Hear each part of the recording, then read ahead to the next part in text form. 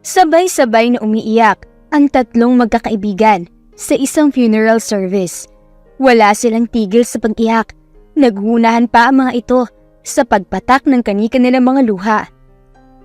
Sina Jazzy, Maymay at Cindy ay mga crying ladies o professional mourners. Sila ang kinukuha ng ilang mayayamang Chinese upang iyakan ang yumao nilang mahal sa buhay. Ayon sa kanilang paniniwala, ay mas mabilis makakaakit sa langit kapag maraming umiiyak sa funeral service ng kanilang mahal sa buhay. Pagkatapos ng kanilang serbisyo ng gabing iyon, ay kinausap sila ni Mrs. Chen, ang asawa ng yumao. "Ikaw? Di kita masyado kita iyak. Ikaw wala luha." Pagtuturo nito kay Cindy. "Ikaw din, konti lang luha." Sabay turo kay Maymay. "Buti pa ikaw, kita ko dami luha." Baling nito kay Jazzy. Nginitian nito ang dalaga at saka muling pumasok sa loob ng silid. Isa-isa namang inabutan sila ng sobre ng matandang Chinese. Binuksan nila ang binigay na sobre sa kanila. "Magkano sa'yo? Bakit 500 lang tong sa'kin?" Reklamo ni Cindy. "Wala ka daw kasi luha." Sambit ni Maymay. Saka naman ito binuklat ang sobreng inabot din sa kanya. "Hello? 700 lang? Ikaw Jazzy, magkano sa'yo?" Binuksan ni Jazzy ang hawak na sobre at tinignan ang laman nito. 1,500! "Ang doyo! Bakit ang laki ng binigay sa'yo?" Reklamo ni Maymay. "Umiyak daw kasi kayo." Sambit naman ni Jazzy. "Ano nga magagawa ko? Ayaw talagang tumulo ng mga luha ko. Parang lahat kasi ng bisita kanina, nakasimangot. Tapos, lilima lang yata." Pasinghal pa na sabi ni Maymay. "Dito na ako makaarte ng bongga." Ang balita ko, masama daw talagang ugali niyang asawa ni Mrs. Chen, lalo na sa mga empleyado. Minsan daw, hindi pa nagpapasweldo yan. At grabe pag malupitan ng mga kasambahay. Pagchichismis naman ni Cindy. "Ay, kaya pala walang bisita?" Dugtong naman ni Maymay. "Hoy, kayong dalawang marites, tumigil na kayo ah. Patay na nga yung tao, chinichismis nyo pa. Magpasalamat na lang tayo, kasi kahit papano, nagkapera tayo no. 3 oras sa trabaho, may datong agad oh. Saka luha lang puhunan, di ba?" Paglalahad naman ni Jazzy. "May point, sige na nga. Okay na din kasi wala. Anyway, sasama ka ba sa amin ni Cindy? May racket kami sa patahian, join ka?" Pangungumbinsi pa ni Maymay. "Pass muna mga te, kailangan ko makauwi maaga ngayon at mag-tutor pa ako sa kapatid ko. Alam niyo naman, mahina sa math, kailangan ko tutukan." Sagot naman ni Jazzy. "Nagpapakadakila na naman ang beshi natin?" Sambit ni Cindy. "Hindi naman, alam niyo naman sitwasyon namin di ba? Simula nang sumakabilang bahay ang nanay, ako na ang umaasikaso sa mga kapatid ko. Ayoko lang din mapariwara sila, kaya hanggat maaari ay nandiyan ako lagi sa tabi nila." Nakangiting paliwanag naman niya. Si Tatay Kaloy, kamusta na ba?" Usisa ni Maymay. "Ang tatay? Naayos naman, doble kayo din sa pamamasada at Diyos ko, ang mahal ng pagpapaaral sa college day." Tugon ni Jazzy. "Naku, pagbutihin talaga ng kapatid mong si Henry yung pag-aaral niya. At dalawa kayo ng tatay mo na ginagapang siya sa pag-aaral. Bukod pa dyan sa bunso niyong si Ralph." Sabi pa ni Cindy. "Oo mga bes, hirap din ako sa bunso namin, lalo na't walang hilig sa pag-aaral. Kaya ayan nga, bagsak sa math, kailangan tutukan." Napailing na tugon pa ni Jazzy. "O sige na bes, mauna na kami ha." Pagpapaalam ni Maymay. "Ingat kayo mga bes." Wika naman niya. "Hintayin ko lang ang tatay at susunduin daw ako dito." Si Jazzy, ang panganay na anak ni Tatay Kaloy. Siya ang katuwang ng ama sa lahat ng gastusin sa kanilang bahay. Siya ang katuwang upang makapagtapos ng pag-aaral ang kanyang mga kapatid. Iniwan sila ng kanilang ina at sumama sa ibang lalaki. Kung kaya naman, todo kayod siya upang makatulong sa gastusin ng kanilang pamilya. Racket dito, racket doon. isinakripisyo niya ang kanyang pag-aaral upang matugunan ang pangangailangan ng kanilang pamilya. Masaya naman si Jazzy sapagkat mahal na mahal niya ang kanyang pamilya. Wala siyang pinagsisihan.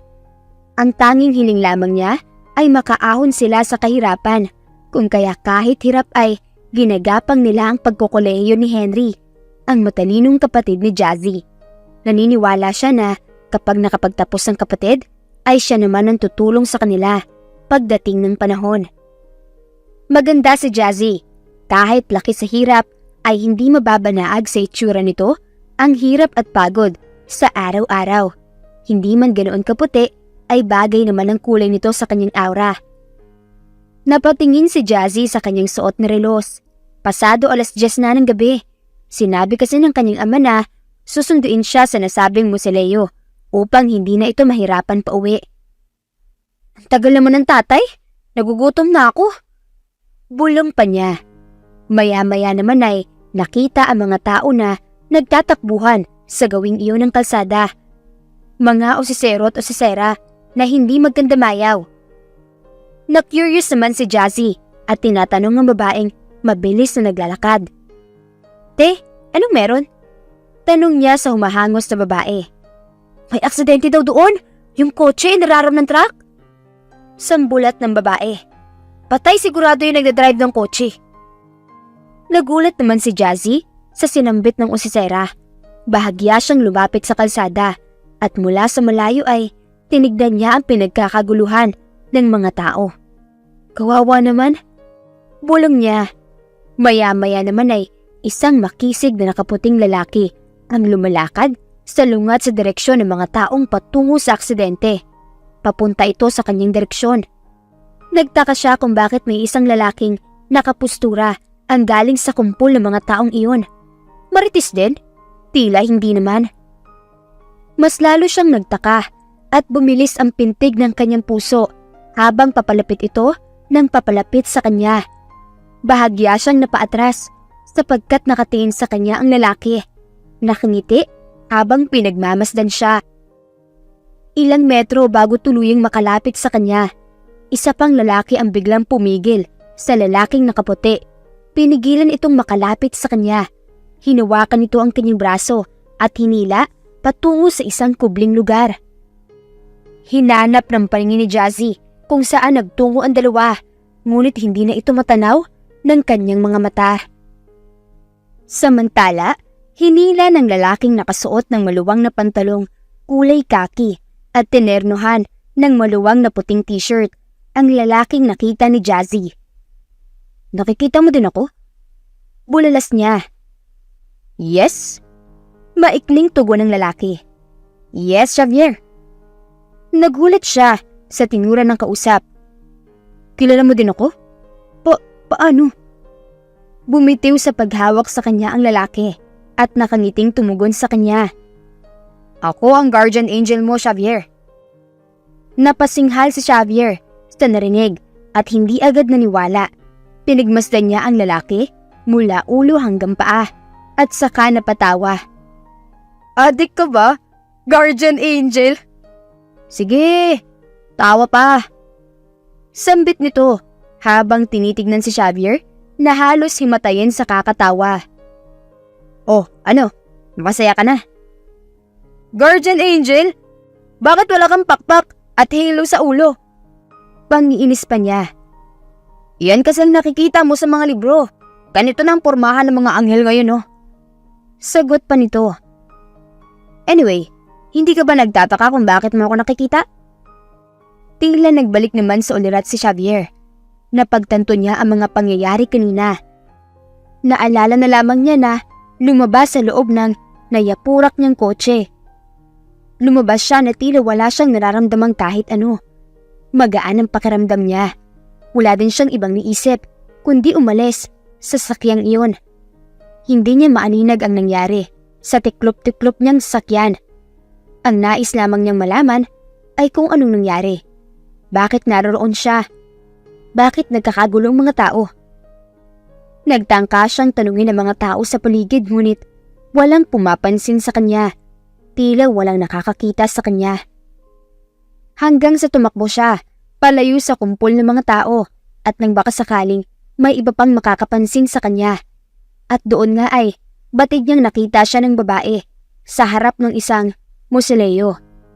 Batid niyang nakita siya ni Jazzy. Ngunit napigil ang paglapit niya nang hilahin siya ng lalaking ito na nagpapakilala na guardian angel. Xavier, kaluluwa ka na lang. As in ghost. Multo. Pagtatapat ng guardian angel. Nagulat naman si Xavier sa tinuran sa kanya. Nabigla siya sapagkat hindi iyon maaaring mangyari. Ang bata pa niya. Madami pa siyang nais mangyari sa buhay niya. Gusto niya pang magkapamilya. Paanong business empire niya? Paanong parents niya? Ha? Hindi pwede. Buhay na buhay ako, no? Adik ka ba? Bulalas ni Xavier. Nakita mo yung kotse doon? Yung yupi-yuping kotse na dinapurak ng 10-wheeler truck. Kotse mo yun. Ikaw ang nagdadrive. Oo, ikaw ang pinagkakaguluhan ng mga marites doon. Nandun ang katawan mo. Katawan mo yung nilabas sa mga medic at dinala sa ospital. Dagdag pa ng guardian angel. Napatda si Xavier sa narinig. Hindi pa din ito makapaniwala. Kung ganoon, kaluluwa na nga lang ako? Kaluluwa? Paanong nangyari? Saka, totoong may guardian angel? Ikaw? Gulat na sambit pa niya. You can call me Mikael, your guardian angel. Nakangiting sambit nito. Nagdedeliryo ba ako? Maang niya. No. Totoong lahat ito. Wala nang consciousness ang katawang lupa mo. And you, as a lost soul, ay pagala-gala sa lupa dahil hindi ka pa officially dead. Hindi ka pa tegi, pero papunta ka na din doon. Tugon ni Mikael. Ha? Hindi pwede! Hindi pwede! No! Pasigaw na sabi ni Xavier. Kaya nga ako nandito kasi ang sabi ni Boss Lord, alalayan kita. Masayang sambit ng guardian angel. Anong gagawin ko? Ayaw ko pang umakyat sa langit. Hindi pa ako ready. Ang dami ko pang dapat gawin sa buhay ko. Gusto ko pang mag-asawa at mag-anak. Gusto ko pang magkapamilya. Naiiyak na sabi ni Xavier. Yeah. Actually, hindi mo pa naman talaga deadline, pre. Kaya lang, may lasing na truck driver. Ayun, nadali ka eh. Nagkaroon ng glitch sa listahan ni San Pedro. Napapailing na sambit ni Mikael. Ibalik mo ako sa katawan ko. Dapat ako mabuhay. Babalik ako. Saan din nila ang katawan ko? Nagmamadaling sabi ni Xavier. Chill ka lang, brother. Hindi basta-basta ang makabalik sa katawan mo. Nasa ospital ang katawan mo niyan after ka kuhain ng medic. At comatose ka as we speak. Pahayag ng kanyang guardian angel. Paano ako makakabalik? Natatarantang tanong niya. Kailangan mo ng isang babaeng tunay na magmamahal sa'yo. Isang halik. Isang busilak na halik mula sa babaeng tunay na nagmamahal sa'yo. Matalinhagang sambit ni Mikael. Mahal ako? Si Shena, yung ex-girlfriend ko. Alam ko mahal pa ako nun.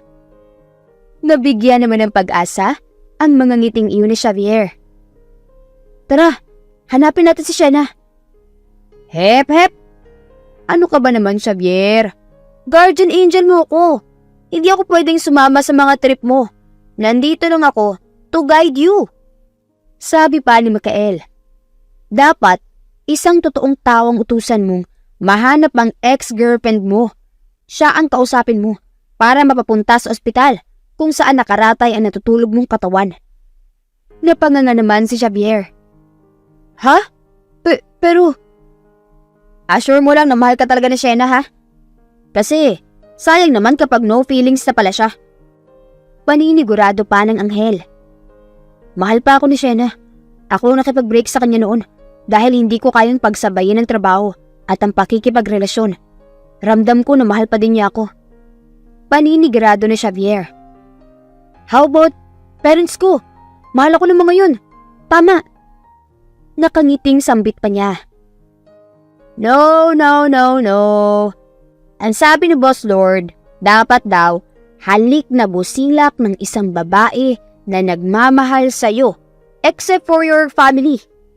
Nakangising sabi pa ni Mikael. Hassle naman, pero hahanapin ko si Shena. Hahanapin ko siya. Again, dapat may pisikal na tao ka na makasama para maiparating mo ang kondisyon para makabalik ka. Pag-uulit ni Mikael. Ang lala naman ng kondisyon kasi. Pasinghal na wika pa ng lalaki. Ganun talaga. Dapat nga tegi ka na ngayon eh. Buti nga may chance ka pa na makabalik. Sagot naman ni Mikael. Saan naman ako hahanap ng tao sa ganitong sitwasyon ko? Nawawala na si Xavier ng pag-asa. And wait, there's more. You only have 9 days para makahanap ng busilak na halik. Dagdag pa ng guardian angel. 9 days? Gulat na gulat namang sagot niya. Napaka-imposible naman yung mga kondisyon na yan. Mas matindi pa na sumuot sa butas ng karayom ah. Bagsak ang balikat na sabi pa ni Xavier. Yun lang. Pero believe in the power of love. Malay mo makahanap ka ng one true love ngayong kaluluwa ka. Puro ka kasi trabaho nang nabubuhay ka. Wala kang panahon sa sarili mo. It's all about the money ka eh. Nakalimutan mo na may mas mahalaga pa kaysa sa pera. Pangangaral pa ni Mikael. Napabalik tanaw naman siya sa kanyang buhay noon. Totoo ang sinabi ni Mikael. Ang buhay ni Xavier ay umikot lamang sa pagpapatakbo ng negosyo, sa pagpapayaman, sa pagpapalago ng kumpanya. Nakalimutan niya ang life outside business. Bigla na lamang siyang natauhan nang maalala niya ang babae kanina na tila nakakita sa kanya. Mikael, di ba kanina nakita ko ng babae? Yung nasa Musileo? Yung nandyan? Bulong niya sa anghel, sabay turo sa gusaling iyon. Siya ang makakatulong sa akin. Anong plano mo? Pasinghal na sabi ng anghel. Kakausapin ko. Makikiusap ako sa kanya na tulungan ako mahanap si Shena. Nakakunot pagpapasya pa niya. Ikaw nang bahala dyan. Malaki ka na. You decide for yourself. Sige na, alis na muna ako. I will let you roam around. Enjoy mo muna maglibot-libot nang wala nakakakita sa'yo. Bye-bye.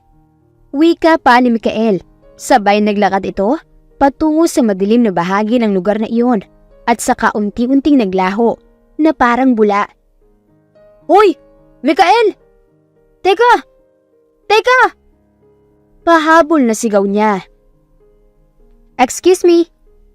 Panggugulat naman ng isang babae sa kanyang likuran. Tumalima si Xavier sa biglang nagsalita. Nanlaki ang mga mata at napaturo sa kanyang sarili. Me? Sabay linga sa paligid. Oo, ikaw. Ikaw lang naman ang tao dito. Sambit ng babae. Ang babaeng iyon ay walang iba kundi si Jazzy. Nakikita mo ko?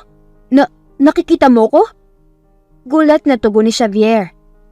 Napailing si Jazzy at nagsabing, Bangag ka ba? Oo naman, nakikita kita. Ano ka, multo? Nakangising sabi pa niya. Napalunok naman si Xavier. Anong ginagawa mo dyan sa dilim? Usisa ni Jazzy. Ha? Wala. Ikaw, anong ginagawa mo dito? Pagbabalik na tanong ng lalaki. Nakita kasi kita kanina, tumatakbo palapit sa akin. Galing doon sa may banggaan sa kanto. Tapos, bigla ka nalang nawala. Dediretso sana ako doon sa aksidente. Mukhang dinala na yata sa ospital yung namatay na driver. Dire-diretsong paglalahad naman ni Jazzy. Uy, di pa patay yun ah. Buhay pa yun. Depensa naman ni Xavier. Sabi ng mga tao, grabe daw yung aksidente. Imposibleng mabuhay yung lalaki. Hay nako, lasing siguro yung driver. Salpukin ba naman ng truck? Yan ang nagagawa ng alak eh. Dagdag pa ng babae. Hindi ako lasing ah. Ay, hindi naman siguro lasing yung nasa kotse. Ang lasing, yung truck driver. Grabe ka naman, judgmental. Pasinghal na sabi ni Xavier. Di ba galing ka doon? Anong itsura ng naaksidente bago kunin ng mga medic? Bang-usisa pa ni Jazzy. O si Sarah ka din eh. Di ko alam, malamang pogi pa din. Nakangiting sabi naman ni Xavier. Paano mo naman nalaman na pogi? At saka, bading ka ba? Prangkang tugon ng babae. Ha? Ang ganda ng tsugot eh. Pogi lang nagmamaneho ng ganong kotse. Bading? Baka ligawan kita dyan eh. Kumpiyansang sabi naman ng lalaki. Ang hangin mo kuya. Napairap naman si Jazzy at saka palihim na pinagmasdan ang lalaki. Gwapo ito, matangkad, nakabrush up ang buhok, maganda ang panga na tila modelo na madalas niyang napapanood sa mga runway shows. Matikas din ang pangangatawan. Magpapaligo ka ba kung sakali? Nakangiting sabi pa ni Xavier. Ang kapal na mukha mo, alam mo yon? Hindi nga tayo magkakilala. Ligaw-ligaw ka dyan. Ano bang tinira mo? Porket gwapo, kala mo naman lahat makukuha mo. Ibahin mo ako ha. Itsura nito. Pasinghal na sagot pa ni Jazzy. I'm Xavier. Xavier de los Santos. Sorry kung naangasan ka sa akin. Nagpapatawa lang naman ako. Huwag ka nang sumimangot dyan. Pumapangit ka. Panluloko pa ng lalaki. Namilog naman ang mga butas ng ilong ni Jazzy at napanguso. Hay, dyan ka na nga. Kapal mo. Joke lang, joke lang. Ito naman oh, di na mabiro. Panghahabol pa ni Xavier. Hoy, sandali. Mahihingin na akong favor sa'yo. Miss! Miss! Masinghal na sabi ni Jazzy, saka ito tumalikod palayo kay Xavier. Sakto naman ang pagtawag sa kanya ng kanyang ama. Jazzy! Anak! Sigaw naman ni Tatay Kaloy mula sa malayong bahagi ng kalsada. Nakaparada doon ang tricycle nito habang kumakaway sa kanya. Tay! Sagot naman ni Jazzy, pagbaling nito sa kumakaway na ama. Sa muling pagtalima niya sa lalaking kausap, ay nawala naman ito bigla. Sino yung kumag na yun? Napasinghal si Jazzy at saka tumakbo palapit sa ama. Bakit ka nagsasalita mag-isa? May problema ka ba anak? Pag-aalalang tanong ng ama. Hala, may kausap ako tay, yung lalaking nakaputi. Sagot naman niya. Ha? Kanina pa kita tinitignan eh, wala ka namang kausap. Nagsasalita ka mag-isa doon. Nagugutom ka ba anak? O baka pagod? Muling sabi ni Tatay Kaloy. Nye, meron nga ako kausap kanina. Ewan ko ba? Bakit biglang nawala? Xavier nga daw pangalan. Ang hangin-hangin nga. Buti dumating ka na. Paliwanag naman ni Jazzy. Napakunot noo si Tatay Kaloy at napag-isip. Sigurado siya na wala siyang nakitang kausap ang anak. Halika na nga tay, nagugutom na ako. May gagawin pa akong assignment na route sa bahay. Sabi pa ni Jazzy, sabay sakay sa tricycle. Muling sinipat ni Tatay Kaloy ang pinanggalingan ng anak at siniguradong walang ibang tao doon bukod kay Jazzy. Okay anak. Napakamot ulo pa ito. Kinabukasan, muling may racket ang mga crying ladies na sina Jazzy, Maymay at Cindy sa musileyong iyon. Kinuha na naman sila upang umiyak para sa pamilyang Chinese na namatayan. Hoy, kayong dalawa ha? Ayos-ayusin nyo na ang pag-iyak. Kailangan nila ng totoong luha. As in luha. Kung panay peking iyak gagawin nyo, patay tayo niyan. Baka wala nang kumuha sa atin.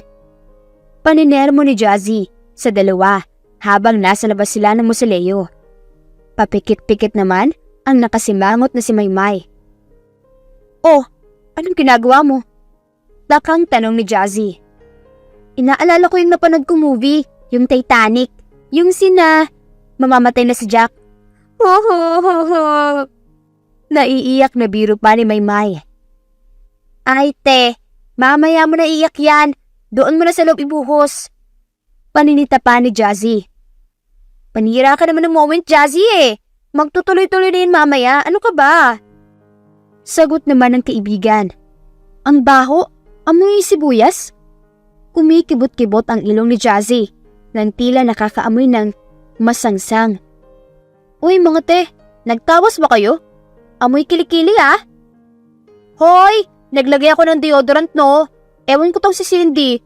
Parang siyang naamoy. Oy te, ligo-ligo din pag may time.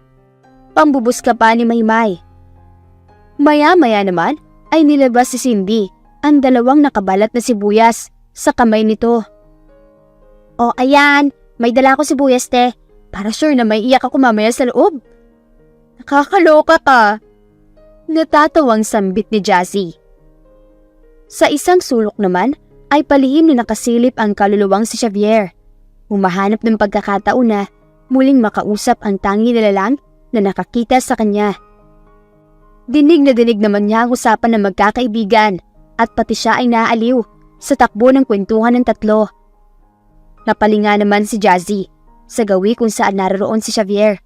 Mabilis na nagkubli ang lalaki sa pader. Teka, parang kilala ko yung sumisilip dun ah. Kunot noong wika pa ni Jazzy. May tao ba dun? Wala naman akong napansin. Tugon ni Maymay. Oy te, kaloka ka din. Wala naman kaming napansin. Dugtong ni Cindy. Meron nga. Feeling ko yung lalaking kahapon eh. Mauna na nga kayo doon. At sisitahin ko lang tong kumag na to. Sambit pa ni Jazzy. Saka pinintahan ng direksyon kung saan niya napansin si Xavier. Hoy! Panggugulat ni Jazzy sa lalaki. Pilit ngiti naman ang gwapong si Xavier, sabay na papisayin sa dalaga. Iniistok mo ba ako? Bakit pasilip-silip ka dyan? Pagtataray pa ni Jazzy. Hindi kita iniistok. Sagot naman ni Xavier. Eh bakit nandito ka? Saka, bakit yan pa rin nasuot mo? Hindi ka nagpalit? Hindi ka naligo? Pogi nga, dugyot naman. Pasinghal na sabi pa ng dalaga. Grabe siya. Mabango pa din naman ako, no? Hindi na ako pwedeng bumaho. Saka ganito yata talaga ang get up ng mga katulad ko. Pure white, parang sa mga movie. Tugon naman ni Xavier. Ewan ko sa'yo, hindi kita maintindihan. Eh ano nga ginagawa mo dyan sa sulok? Bakit pasilip-silip ka? Muling pagtatanong ni Jazzy. Bumuntong hininga ang lalaki at sa kanya tinitigan si Jazzy. Bahagya namang tila na balisa ang dalaga na mula at napaiwas ang tingin. Jazzy. Oh, bakit pati pangalan ko alam mo? Stalker ka talaga eh. Naiiritang sabi pa ng dalaga. Narinig ko kanina na tinawag ka ng mga kaibigan mo sa pangalan mo. Ang high blood mo naman? Pabirong tugon ni Xavier. Oh, eh bakit ka nga nandyan? Muling pagtatanong ni Jazzy. Huwag kang mabibigla ah. Huwag kang matatakot. Paniniguro ni Xavier. Hay, wala akong kinakatakutan. Ano ba yun at kailangan ko na din pumasok sa loob? Sabi pa ng dalaga. Jazzy, isa akong kaluluwa. Ghost. A lost soul. Mataimtim na pagtatapat ng lalaki. Weh, ako naman, isa akong angel. Fallen angel from heaven. Nagmula sa langit, bumagsak sa lupa. Pambibiro pa ni Jazzy. Tss. Totoo nga. Isa akong kaluluwa. Remember the accident the other day? Ako yung poging sakay ng kotse. May halong pagbibiro pa ng seryosong si Xavier. Binigmasdan lamang siya ni Jazzy, naguguluhan sa mga sinasabi ng lalaki.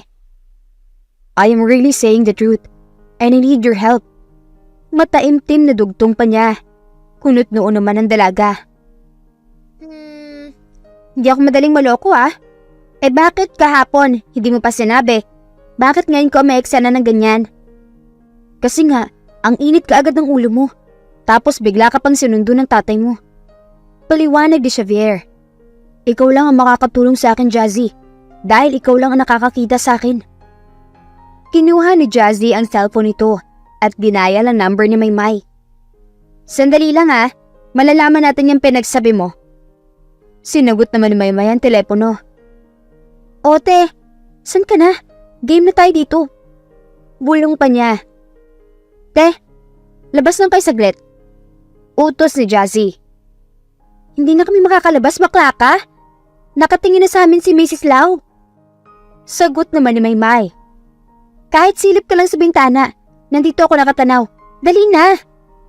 Pamimilit pa niya. Ano bang eksena yun, te? Pasinghal na sabi ng kaibigan. Sabay tayo sa kinuupuan at marahang nagtungo sa bintana. O ayan, nakikita na kita dyan sa labas. Kumaway naman si Jazzy nang makita ang kaibigan sa bintana. Te, nakikita mo tong katabi ko? Ha? Gaga ka, sinong katabi? Nagtatakang tugon naman ni Maymay. Itong pogi na nakaputi, matangkad. Sabi naman ni Jazzy. Hala siya, anong tinitira mo dyan ha? Bakla ka, pumasok ka na nga dito. Kung ano-anong pinagsasabi mo, wala kang kasama dyan. Mag-isa ka lang. Pogi? Matangkad? Ilusyonadong pala ka. Sabay binaba ni Maymay ang telepono, saka muling bumalik sa kinaroroonan nitong upuan. See? Hindi ako nakikita ng iba. Ikaw walang nakakakita sa akin. Kaya nga ikaw ang kinakausap ko. Nakangiting sambit ni Xavier. Teka. Naguguluhan ako. Ibig sabihin, engkanto ka? Maligno? Sabay na paatras si Jazzy at napatanda ng Cruz. Bumuntong hininga si Xavier. No, hindi ako engkanto at mas lalong hindi ako maligno. Isa akong kaluluwa. Tila nagsimula namang matakot si Jazzy. Tumindig ang mga balahibo nito. Bumilis ang pintig ng puso at napatakbo pabalik ng mausoleo. Layuan mo ko! Layuan mo ko! Kumaripas ng takbo ang dalaga. Mabilis na nagtungo ng loob ng service area kung saan nakatalaga silang tatlong magkakaibigan na umiyak sa namayapang Chinese businessman. Naupo ito sa tabi ni Maymay at Cindy, halatang takot at kinakabahan ng dalaga. Oh, ano ba nangyayari sa'yo? Bakit para ka nakakita ng multo dyan? Usisa ni Cindy. Oo, nakakita nga ako ng multo. Mahinang tugon ni Jazzy. Gaga ka? Ano ba nangyayari sa'yo? Sira ulo ka na ba, te? Bulalas si Maymay. Maya-maya naman ay biglang sumulpot si Xavier sa tapat nila. Nakangiti itong kumaway kay Jazzy. Ang kamote! Napasigaw na sabi ni Jazzy nang makita ang lalaki sa kanyang harapan. Napatingin sa kanya ang lahat. Masama ang tingin ng pamilya, lalo na si Mrs. Lau. Nahiya naman si Jazzy sa inista nito at napayuko. Upang makabawi sa atensyong inagaw niya, bigla na lamang itong umiyak bilang bahagi ng kanilang trabaho. Sumunod naman sa pag-iyak ang dalawa niyang kaibigan. Samantalang si Xavier naman ay nasa isang sulok at hindi mapigil ang pagtawa sa ginagawa ng tatlo. Napatingin si Xavi kay Xavier, natawa ng tawa sa gilid.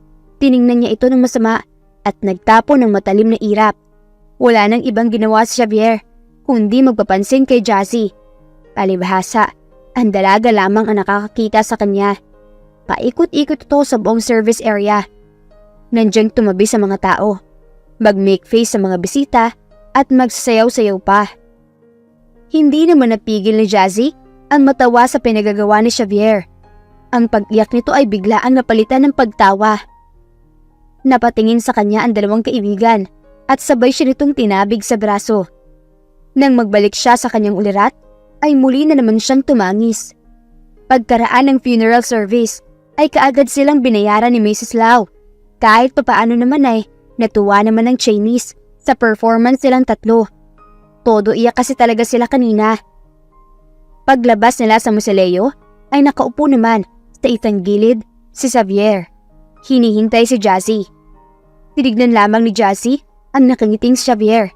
Tila naman gumaan ang loob niya. Tila ba naaliw siya sa lalaki. Hindi na niya napigilang mapangiti kay Xavier. Hoy te, sinong hiningitian mo dyan? Ang weirdo mo. Natatakot na ako sa'yo bakla ah. Sambit ni Maymay. Ha?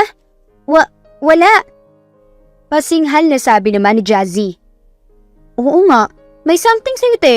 Para kang sinapila kung sinong kaluluwa eh. Dugtong naman ni Cindy. Wala namang pakialam si Jazzy sa mga binibitawang salita ng mga kaibigan dahil muling nagsayaw sa harapan niya si Xavier. Ang tigas ng katawan nito, tila ba kailangan ng 10 kulo sa mainit na tubig bago lumambot. Napahagalbak sa tawa si Jazzy. Hindi na niya napigilan ng tawa. Natatakot na ako sa iyo ha? Bakit ka biglang tumatawa dyan? Nagulat na sigaw ni Maymay. Naimasmasa naman si Jazzy at nagsabing, Maon na kayong dalawa, May dadaanan lang ako. Kaloka ka bakla? Ay nako, tayo na nga Cindy. Napapraning na yata yung si Jazzy. Sabay kinaray ni Maymay ang kaibigan at nagatubiling umalis sa lugar na iyon. Nilinga pa ni Jazzy ang kumakaripas sa pag-alis sa mga kaibigan at saka bumaling kay Xavier. Oo na, naniniwala na akong kaluluwa ka. Hindi ka natakot? Nakangiting tanong ni Xavier. Mas nakakatakot yung mga sayaw mo. Kahit si San Pedro, hindi ka tatanggapin kapag ginawa mo yun sa langit. Birong sabi pa ni Jazzy. Lumapit si Jazzy kay Xavier. Sa pagkakataong ito ay hindi na siya takot sa binata. Naniniwala na rin siya sa sinabi nitong isa itong kaluluwa. Sa pagkakataong ito ay handa na siyang makinig sa lalaki. Anong tulong bang kailangan mo sa akin? Malumanay na tanong ni Jazzy. Tumayo ang lalaki mula sa pagkakaupo. Sumeryoso ang mukha nito. Jazzy, like I've said, isa na akong kaluluwa. Na-aksidente ako the other day. Sa ngayon, nakaratay ang katawan ko sa isang ospital. Comatose. At ayon sa aking guardian angel, makakabalik lang ako sa katawan ko at muling gigising kapag nahalikan ako ng isang tao na may busilak na pagmamahal sa akin. Sinserong pagtatapat ni Xavier. Nanlaki naman ang mga mata ni Jazzy. Guardian angel? Meron talagang guardian angel? Anong kinalaman ko?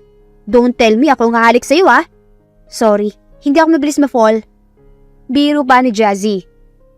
No. I need you to convince my ex-girlfriend to kiss me. To kiss my real body. Maamong tugon ng lalaki. Tila nalungkot naman si Jazzy sa tinura ni Xavier. Napahinto ito at nag-isip na, Teka, ex-girlfriend? Paano ka nakakasiguro na mahal ka pa nun? I know, mahal pa ako ni Shena.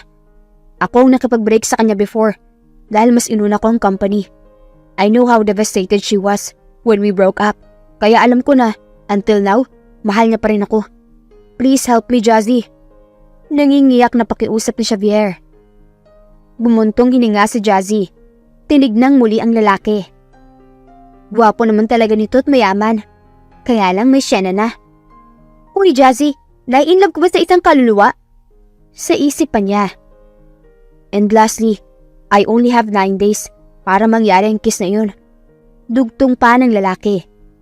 9 days? Gulat na sambit ni Jazzy. Actually, 7 days na lang. Pilit ngiting sabi pa ni Xavier. So Jazzy, since ikaw lang nakakakita sa akin, matutulungan mo ba ako? 7 days? Saan natin nakagilapin ng Shena na yan? Sambit pa ni Jazzy. Nanlaki ang mga mata ni Xavier. Nangangahulugan na pumayag si Jazzy sa hiling nito. So, matutulungan mo ko? Hindi naman ako masamang tao. Oo, sige. Hanapin natin si Shena para makabalik ka na sa katawan mo. Nakangiting tugon ni Jazzy. Salamat. Salamat, Jazzy. Sa sobrang kagalakan ni Xavier, ay tinangka niyang yakapin ng babae. Ngunit tumagos lamang siya sa katawan nito. Nagulat silang pareho sa nasaksihan. Sana kahapon ba ako niyakap para ma-realize ko na totoong kaluluwa ka? Minus 2 days ka tuloy. Biro pa ni Jazzy. Okay na yung simpleng thank you na yan. Don't worry, kapag nagising ako, babayaran kita kahit magkano. Sambit pa ni Xavier. Hindi naman ako naniningil no? Saka paano kung pagising mo hindi mo na maalala ang lahat ng to? Makatwirang tanong naman ng dalaga. I will remember this. Maaalala kita. Nakangiting sabi naman ng lalaki. Oh, saan natin hahanapin si Shena? Tanong ni Jazzy. Bakit? Hahanapin na ba natin ngayong gabi? Okay lang bukas, magpahinga ka na. Masayang tugon naman ni Xavier. Bawas 1 day na naman yan. Sambit ni Jazzy. Okay lang yan. Alam ko mahanap natin kaagad si Shena. Ang importante sa ngayon, makapagpahinga ka. Wika pa ni Xavier. Nakangiting pinagmamasta ni Jazzy ang lalaki. O siya, sige. Mauna na ako. Ay, teka. Saan ka pala niyan? Usisa pa niya. Babalik siguro sa ospital? Titignan ko lang yung pogi kong mukha na natutulog. Pagbibiro pa ni Xavier. Baliw ka talaga? Sige na. Pagpapaalam ni Jazzy. Wala kang sundo? Saan tatay mo? Pahabol na tanong ni Xavier. Sabi ko wag na ako sunduin. May laban kasi sa basketball kapatid ko. Alam ko naman na fan ng tatay. Kaya sabi ko, ako na lang mag-isang uuwi. Sagot naman niya. Hatid na kita? Nag-aalalang sabi ng kaluluwa. Ay sus! As if naman may magagawa ka kung manakawan ako sa daan. Biro pa ni Jazzy. Joke, kaya ko na umuwi mag-isa. Don't worry.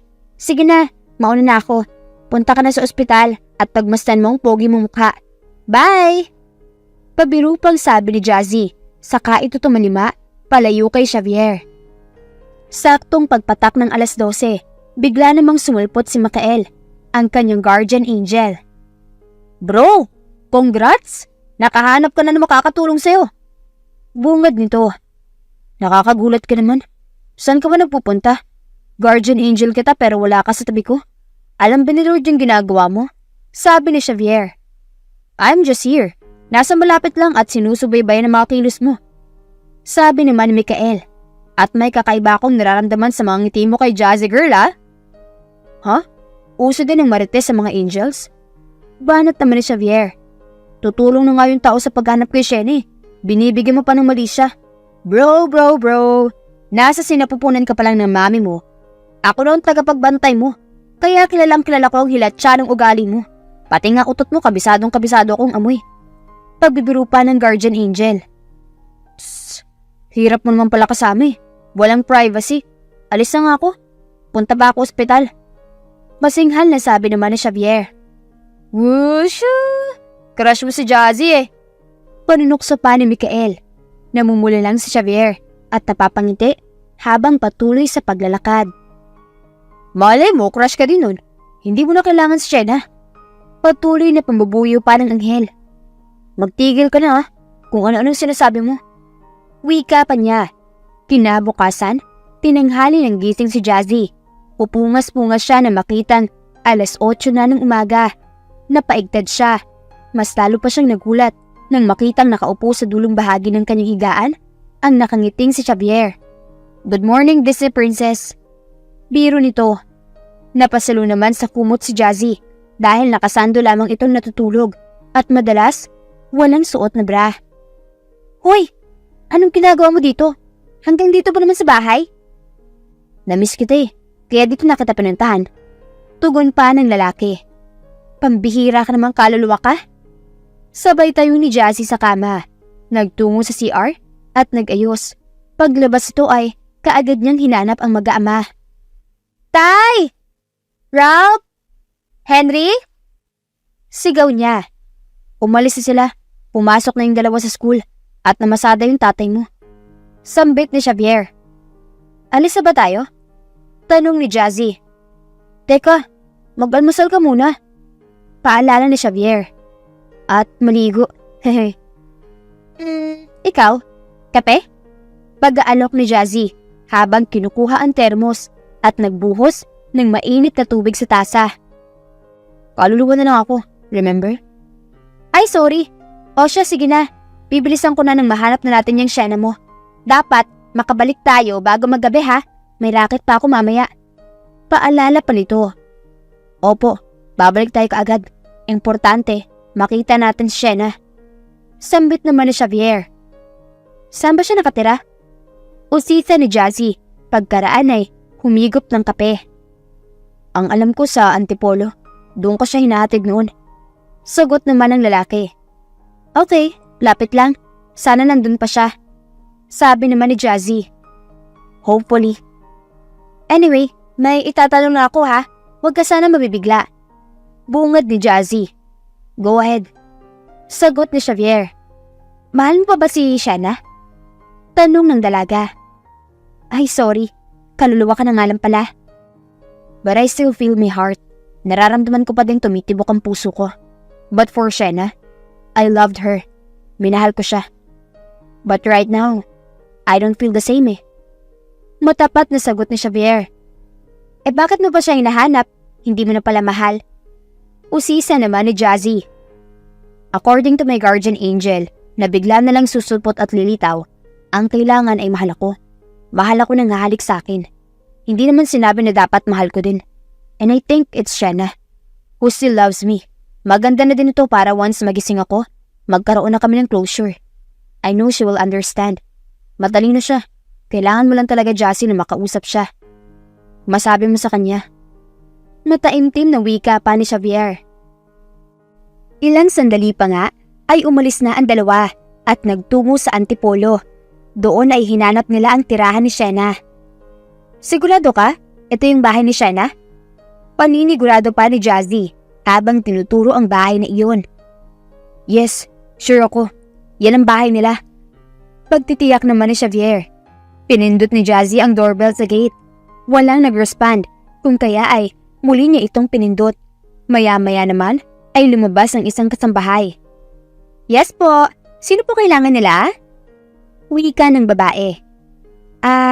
Tanong ko lang po sana kung nandyan si Shanna? Magalang na pagtatanong ni Jazzy. Shanna? Naku, matagal na pong hindi nakatira si Ma'am Shanna. Tugon ng matandang kasambahay. Ha? Alam niyo po ba kung saan siya nakatira? Muling tanong ni Jazzy. Nasa Baguio na po si Ma'am. Busy po sa pamamahala ng flower farm. Sagot pa ng babae. Napabaling si Jazzy kay Xavier. Tila nangungusap naman ang mga mata ng lalaki. Punta tayo ng Baguio? Sambit pa ni Jazzy. Kung pwede ka. Baang ni Xavier. Tara! Tara sa Baguio! Tugon ni Jazzy. Nagtataka naman ang kasambahay sa ikinikilos ng Jazzy. Sinong kausap mo sa tabi mo? Wala ka namang kasama. Ha? Wala po. Sige po, salamat. Masayang sabi ni Jazzy. Saka ito umalis, kasunod si Xavier. Nagmamadali ang dalawa na nagtungo sa bus terminal, patungong Baguio. Walang kasiguraduhan kung makikita si Shanna. Walang kasiguraduhan kung paniniwalaan si Jazzy. Walang kasiguraduhan kung mahal pa nga ba na Shanna si Xavier. Ang mahalaga ngayon ay makita at makausap nila si Shanna dahil araw na lamang ang binibilang ni Xavier bago siya tuluyang mawala, bago siya tuluyang maglaho. Habang patungo sila sa Baguio ay naitanong din ni Jazzy kung bakit hindi nalang tawagan sa telepono si Shanna. Ngunit simula ng kanilang paghiwalay ay wala na itong contact sa dalaga. Wala na din kahit anong social media. Tila naglaylo ang babae. Bukod pa roon, wala na din makapagsabi kung saan nga nagtatrabaho si Shanna. Ang tanging alam nga lamang ni Xavier ay ang tinitirahan nitong bahay sa Antipolo. At ngayon nga ay nabalitaan nilang nagmamanage ng isang farm sa Baguio. Nakarating sila sa Baguio bago magtanghali. Mabilis naman ang kanilang biyahe. Kitang-kita sa mga mata ni Jazzy ang pananabik ng mga sandaling iyon. Alam mo, first time ko dito sa Baguio. Pagtatapat ni Jazzy kay Xavier. Ha? Talaga ba? Kaya pala mukha kang excited. Nakangiting sabi ni Xavier. Halata ba? Sorry matagal ko na kasi pangarap makaakit ng Baguio talaga. Kaya lang, alam mo na, ang dami kong inaasikaso sa bahay. Dami kong dapat pagkaabalahan, lalo na wala na ang nanay. At kami na lang ng tatay nagtutulungan para makapagtapos ang kapatid ko sa pag-aaral. Paglalahad ni Jazzy. Ikaw, wala ka bang planong maghanap ng permanenteng trabaho? Usisa na Xavier. Siguro kapag nakapagtapos si Henry sa college, itutuloy ko yung pagkokolehiyo ko. Sayang kasi, 1 taon na lang din. Tapos, saka ako maghahanap ng trabaho. Pero sa ngayon, masaya naman ako sa parakit-rakit. At saka ang galing ko kaya umiyak. Kaya nga gustong-gusto kong kinukuha bilang crying lady.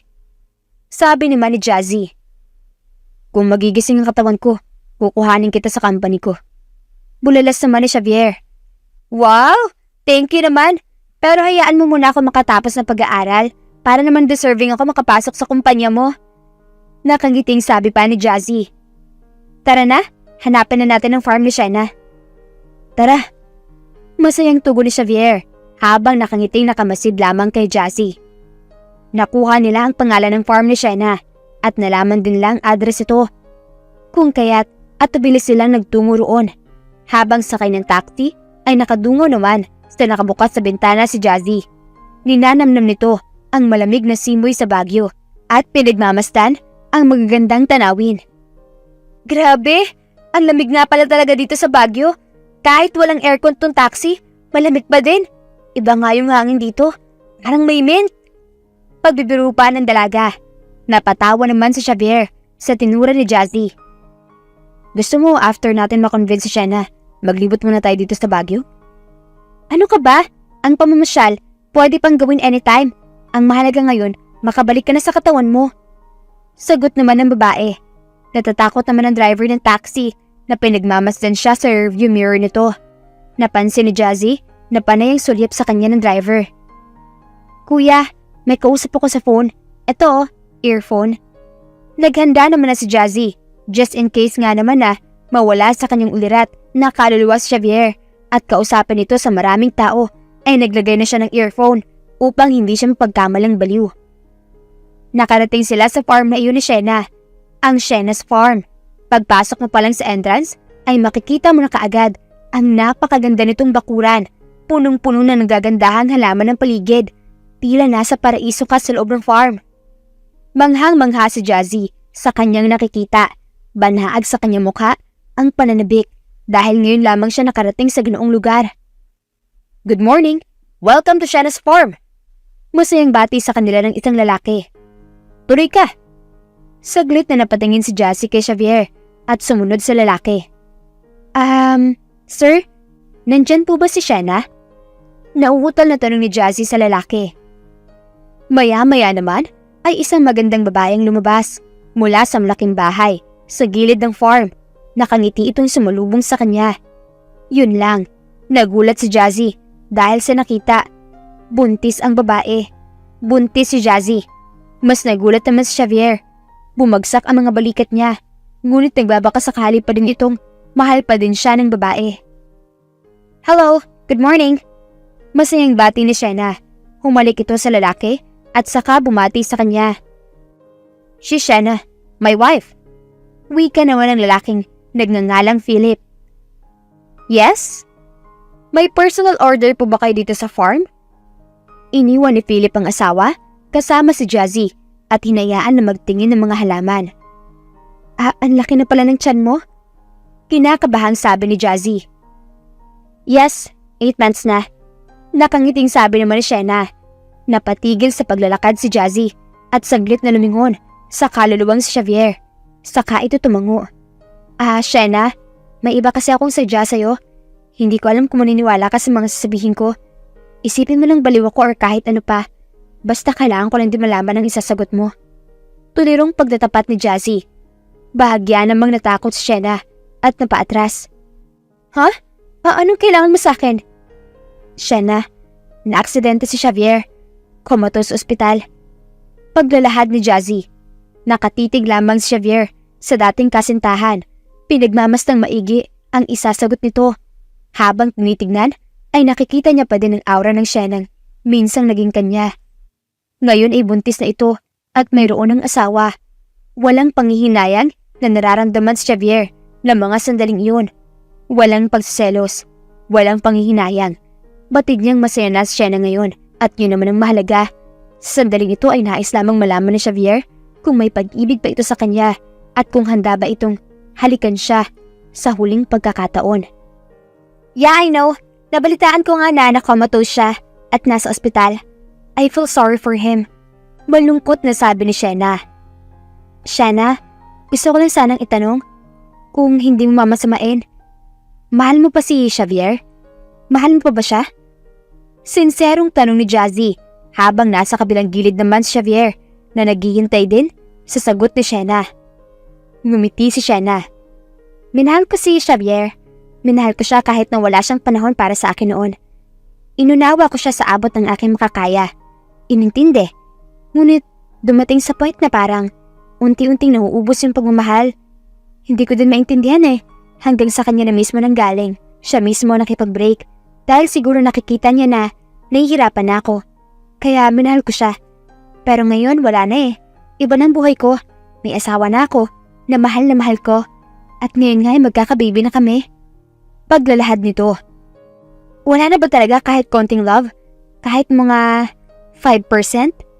Pagpipilit pa ni Jazzy. Umiling lang si Shena. As in wala na? Zero balance? Muling umiling si Shena. Bakit mo na itanong?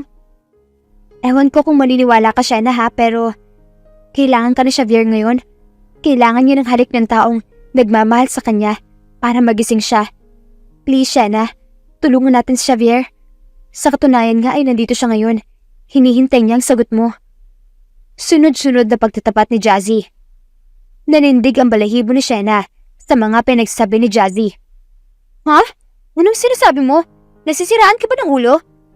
Una sa lahat, matagal na kaming wala na Xavier at tulad ng sinabi ko, wala na akong pagmamahal sa kanya. Kinikilabutan ako sa'yo. Pwede bang umalis ka na? Baka mapaanak pa ako ng di oras sa'yo. Please go! Natatakot na pagpapahayag pa ni Shena. Andito ang kaluluwa ni Xavier. Nasa tabi natin siya. Please, tulungan natin siya makabalik sa katawan niya. Muling sambit ni Jazzy. Ay! No! No, no! Takot naman ang sagot ni Shena. Sabay na patakip ng mata. Go away! Please go! Nawala ng pag-asa si Jazzy. Bumagsak ang balikat nito at saka umalis. Muling pinagmasdan ni Xavier ang kanyang dating kasintahan. Lumapit ito sa kanya at bumulong. Masaya ako para sa'yo. Masaya ako dahil masaya ka na. Tila kinalibutan si Shena. May kung anong malamig na hangin ang tumama sa kanyang tenga. Napalinga siya at saka mabilis na pumasok sa kanilang bahay. Nakangiti naman na pinagmasdan ni Xavier ang tumatakbo si Shena. Ito na nga marahil ang closure na sinasabi niya. Pinalaya na niya ng tuluyan ang kabanata ng buhay nila na Shena na magkasama. Hindi man nila nakumbinsi ang babae na pumunta ng Maynila upang halikan ang natutulog na katawan ni Xavier. May kung ano naman sa pakiramdam ng lalaki na tila nagpalaya sa kanya. Huy, halika na! Tayo na! Mahinang sigaw ni Jazzy sa kanya. Tiningnan siya ni Xavier. Matagal siyang pinagmasdan. Dito ay napagtanto ng lalaki ang espesyal niyang pagtingin kay Jazzy. Napangiti siya sa dalaga. Hindi niya lubos na isip na may isang tao na gagawin ng mga bagay na iyon para sa kanya. Kung tutusin ay estranghero sila sa isa't isa. Ngunit pinatunayan ni Jazzy na may mabuti itong puso. Mabuting kalooban na handang tumulong sa kanya kahit na siya ay isang kaluluwa. Nasa Burnham Park sila na mga sandaling iyon. Pinagmasdan ng masayang turista na namamasyal sa park. Pasensya ka na. Hindi ko na kumbinsi si Shena. Malungkot na sabi ni Jazzy. Huminga ng malalim si Xavier. Okay lang yun. Kahit naman makumbinsi mo siya wala na rin namang natitirang pagmamahal sa akin. Ganun din, hindi din ako magigising. Ginawa mo lahat and I am very thankful for that. Sinserong sabi pa niya. Paano yan? Paano ka pa makakabalik? Nag-aalalang tanong ni Jazzy. Sa tingin ko, okay na ako. Ayoko nang ipilit ang mga bagay na hindi naman akma. Masaya na ako ngayon. Masaya na din ako kung sakaling lilista na sa mundong ito. At least, nakilala kita, Jazzy. Baka itong purpose ng pagliliwaliw ko bilang kaluluwa, to see the best in people. Dati kasi, tutok ako sa trabaho. Wala akong tiwala sa iba. Ako lang ang magaling. Ako lang ang gumagawa mag-isa. Ngayon, napatunayan ko na hindi ka talaga mabubuhay mag-isa. No man is an island. Salamat sa pagpaparealize mo sa akin noon. Mataimtim na paglalahad ni Xavier. Tila naluluha naman si Jazzy sa mga binitawang salita ni Xavier. Hindi niya lubos maisip na sa ilang araw lang ay tuluyan ng mawawala ang lalaki. Nakakalungkot ngunit dapat tanggapin. Pwede bang samahan mo ko sa mga lugar na hindi ko pa napupuntahan? Biglang sambit ni Xavier. Ha? Kaluluwa ka na? Pwede ka na magpunta kahit saan? Biro pa ni Jazzy.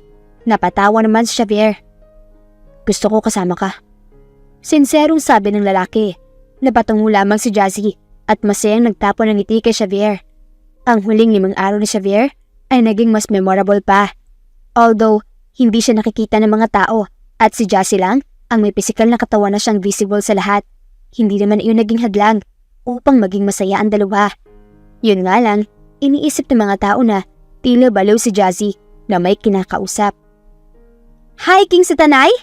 Gulat na sabi ni Jazzy nang sabihin ni Xavier ang nais itong gawin. Please, yan talagang gusto kong gawin matagal na Kaya lang naging busy sa trabaho. Pakiusap ng lalaki. Sa bagay, gusto ko din talaga yung akit-akit na ganyan. Sige game, akit tayo ng bundok sa Tanay. Masayang tugon ni Jazzy. Hindi na nag-aksaya ng oras sina Jazzy at Xavier. Nagtungo ang dalawa sa Mount Alapaap sa Tanay. Masayang masaya ang dalawa dahil parehong first time ang mga ito na aakyat sa bundok.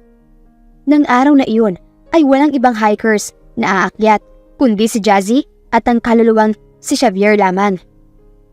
Ma'am, sigurado po kayo? Mag-isa lang kayong aakyat? Nag-aalalang tanong ng tourist guide. Oo kuya, kaya ko yan mag-isa. Strong ako no? Tiro pa ni Jazzy, sabay tingin sa nakangiting si Xavier na invisible pa sa paningin ng tourist guide.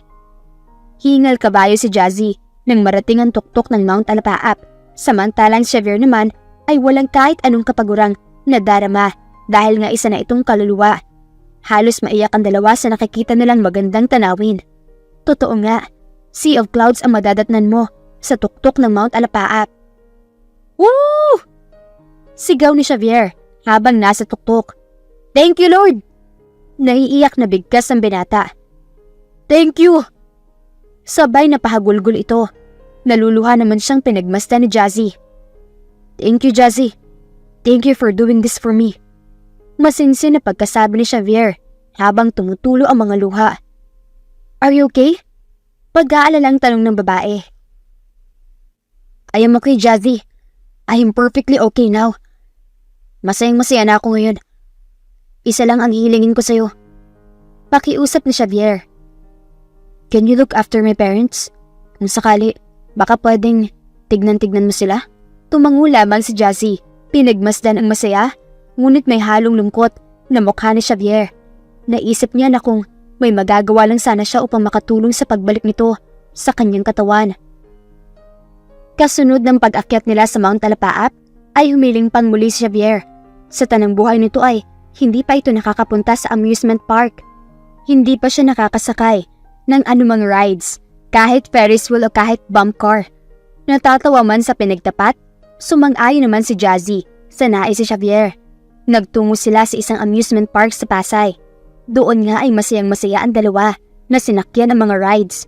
Mag-isa man sa paningin ng karamihan ay damang-dama naman ni Jazzy na hindi siya nag-iisa sapagkat ramdam niya ang kasiyahan ni Xavier. Para itong bata na nananabik sakyan lahat ng rides. No, hindi tayo sasakay sa roller coaster. Takot na utos si Xavier. Tawang-tawa naman si Jazzy ng mga sandaling iyon. Hindi ka naman mamamatay dyan. Hello? Kaluluwa ka na lang no? Biro pa nito. At ayun na nga, nakumbinsi din ito ang lalaki na sumakay sa nakakalulang roller coaster. Walang pagsidla ng saya ni Xavier, pati na rin ng kay Jazzy. Kasiyahang, tila wala ng katapusan. Ayaw na nilang isipin pa ang mga darating na bukas. Naging madalas pa ang paglabas ng dalawa sa mga sumunod na araw. Namasyal sila sa kung saan-saang lugar, sa mga lugar na parehong hindi pa nila napuntahan. Nang mga sandali namang iyon, ay unti-unting napapansin ni Jazzy na ang espesyal niyang pagtingin kay Xavier ay mas lumalim pa. Nakilala niya ang lalaki ng lubusan. Mabuti naman pala ang puso nito, maalalahanin, masayahin, bukod pa sa pagiging gwapo nito. Nasa Tagaytay sila ng araw na iyon. Ito na ang huling 2 araw ng kaluluwa ni Xavier na gumala sa mundo. At kapag walang busilak na halik sa kanyang katawang nanatiling comatose sa ospital, ay tuluyan ng aakayin ng guardian angel na si Mikael, ang kaluluwang iyon ni Xavier, paakyat sa langit. At tuluyan na ngang mamamaalam kasama ang katawang lupa nito na nasa ospital. I am at my happiest right now. Thanks to you, Jazzy. Masinsinang sambit ni Xavier habang nakatanaw sa malawak na Taal Lake. Nagtapon ng sinserong tingin si Jazzy sa lalaki. Me too. You know, kung hindi pa ako naging kaluluwa, hindi ko marirealize ang ganda ng paligid.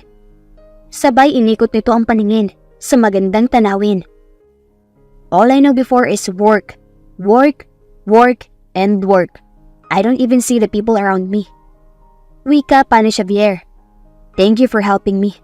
And now, masaya na akong lilisanin ng mundong ito. My heart is full. Sabay ang pagpatak ng mga luha ni Xavier. Pinagmasdan ni Jazzy ang umiiyak na si Xavier. Hindi niya maiwasang maiyak din.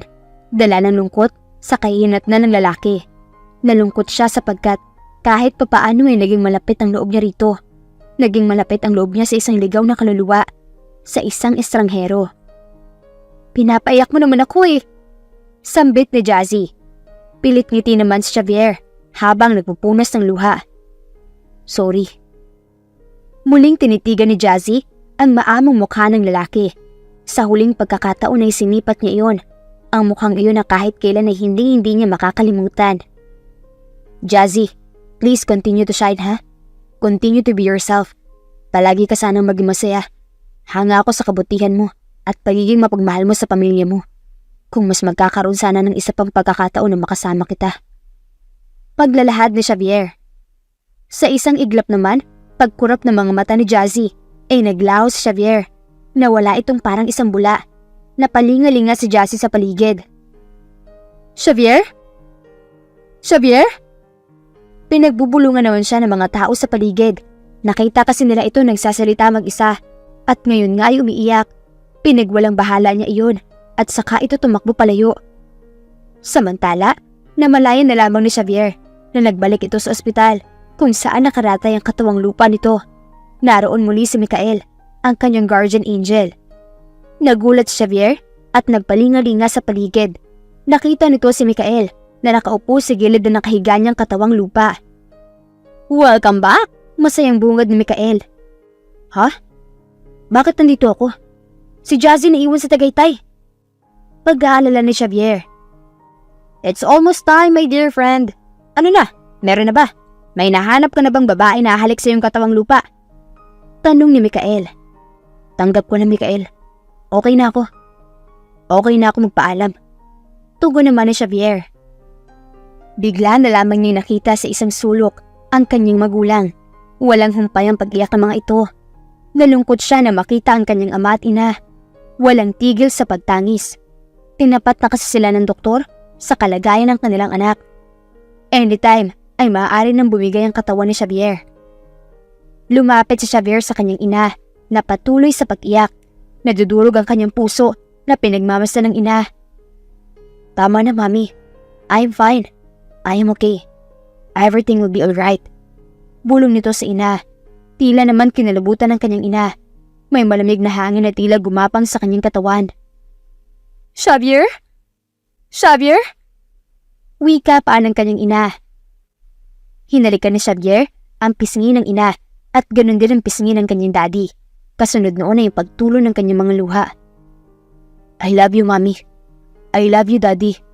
Sorry dahil naging sobrang busy ako. Hindi ko napansin na tumatanda na din kayong dalawa. Ngayon ko lang na-realize kung gaano kahalaga ang time na makasama ko kayo. If only I can bring back time. Hindi ko ipagpapalit sa trabaho ang nawalang oras na dapat ay kasama ko kayo. Mahal na mahal ko kayong dalawa. Humahagulgol ng wika pa ng kaluluwang si Xavier. Lumapit sa kanya si Mikael, saka nito hinaplos ang kanyang likuran. It's okay, bro. Everything happens for a reason.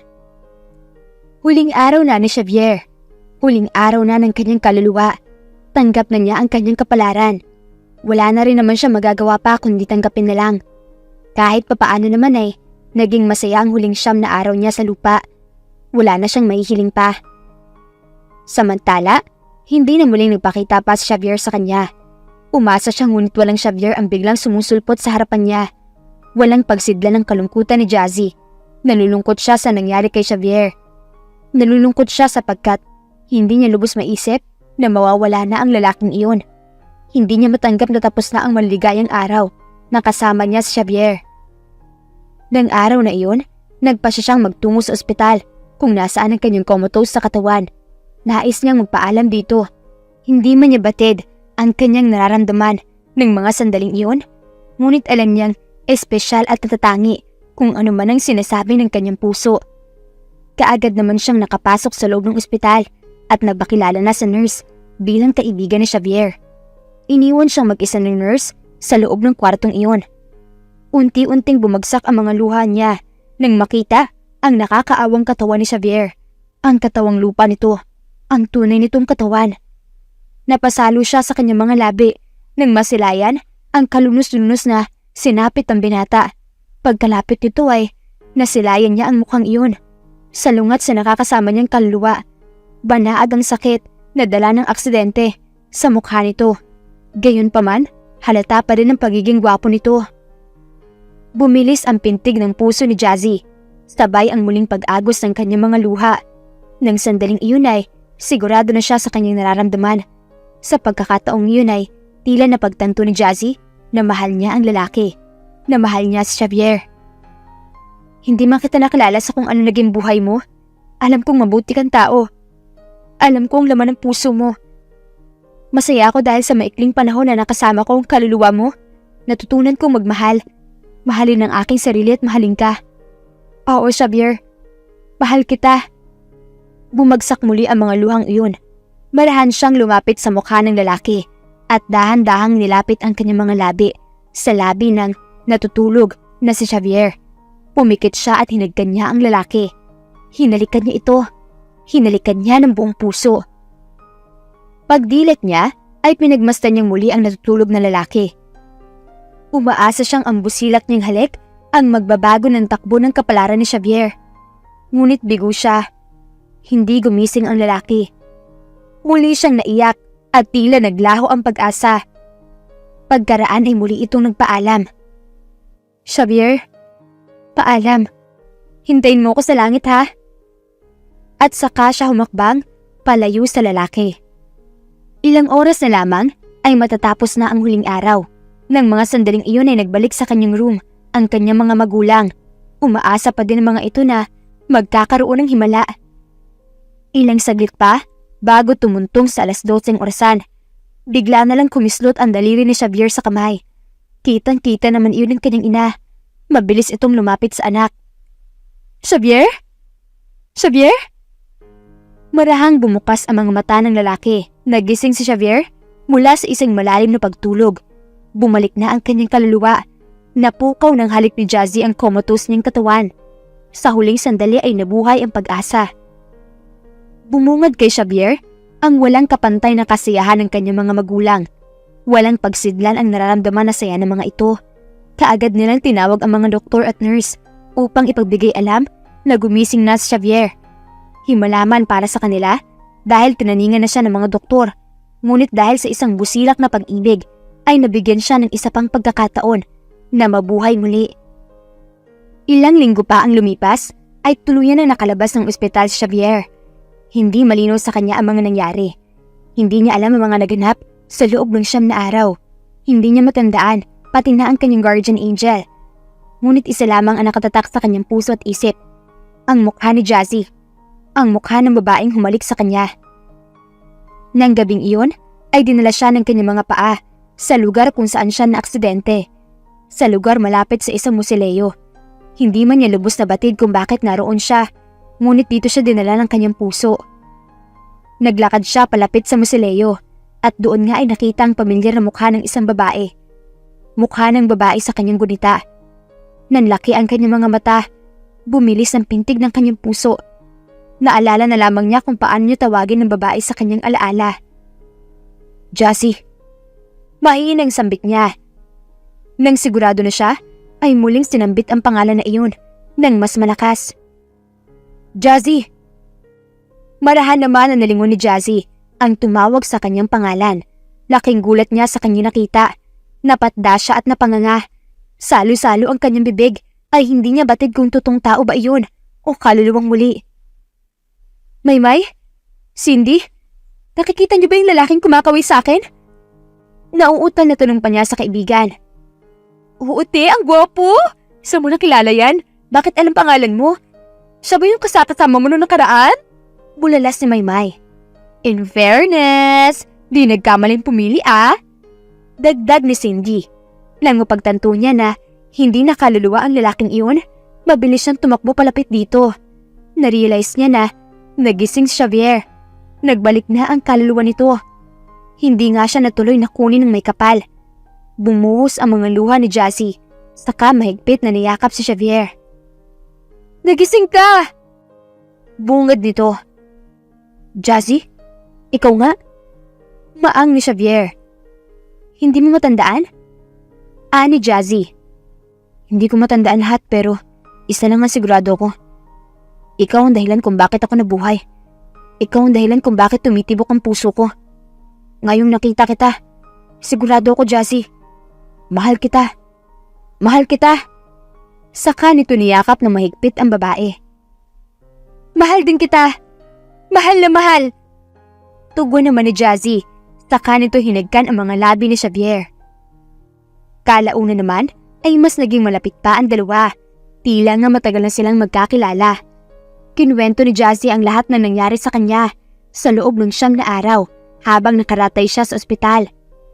Mas lubos na humanga si Xavier kay Jazzy. Mas lalong lumalim ang pagtingin nito.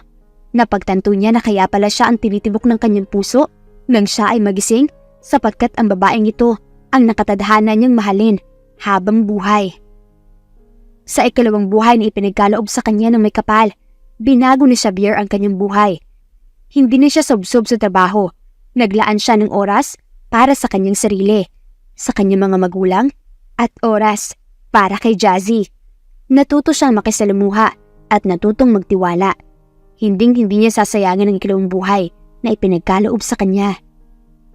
Lumipas pa ang ilang taon ay nagpakasal sina Xavier at Jazzy.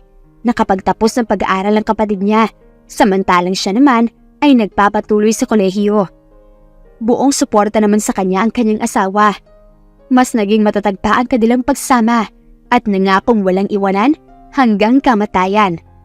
Pinangako nila sa isa't isa na magsasama sila sa hirap at ginhawa sa mundong ito hanggang sa langit. Wakas. Maraming salamat po sa muling pakikinig ng aming kwento. Hanggang sa muli.